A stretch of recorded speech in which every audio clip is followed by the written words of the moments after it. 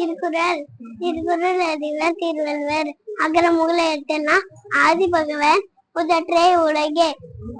கற்க கசரங் கற்பவை கற்றபின் இருக்க அதற்கு தக இனிய உலகாக இந்நாத குரல் பணி இருப்ப காய் முதல் தற்றேன் தீனா சுத்தப்பன்